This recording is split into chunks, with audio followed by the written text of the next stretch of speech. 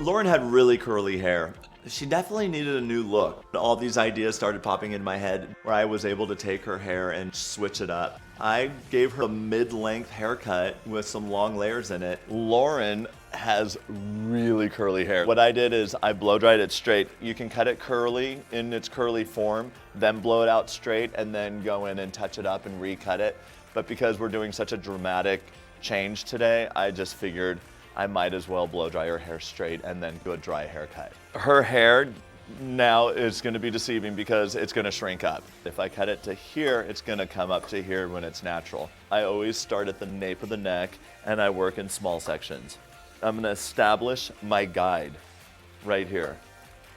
I'm going to use the texture shears. See, I want a real chewed off ends. I don't want them too perfect. I'm going to use that as my guide. So then I take another section, keep it at that length for now. I'm using my comb to slightly elevate. I have my guide, as you can see, so I'm just going to go in and chip away at that same length. And I'm using the texture shears, as you can see, just on the ends. I'm not going in the root. It keeps it still very soft on the ends. You can also take a razor, and it all keeps it very chewed off and soft. It's evenly uneven. I like to get my perimeters in there first and then go in and do the layering afterwards. My vision in this haircut is definitely what it's gonna look like curly, not so much what it's gonna look like straight. See, I'm just kind of chewing my way from right to left. The key is that I'm keeping all that very chewed off looking, not too blunt. It's a little like 80s-ish is what I'm a little inspired by.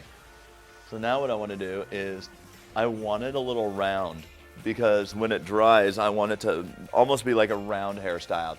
So the same thing that I did with the back of the hair, I'm gonna do to the front of the hair. So I'm gonna section off around her face. So like I took a 1-inch parting from the nape of the neck, the same way I'm doing a 1-inch parting from the front. So I'm going straight across. This is kind of a way of cutting bangs. And you can see, lifting it up, that gives it kind of a natural feel. Now here we have the sides, and I know those are gonna fall back. See how my comb's at an angle? So you can see the roundness that she's getting, and that's gonna all blend in from the front.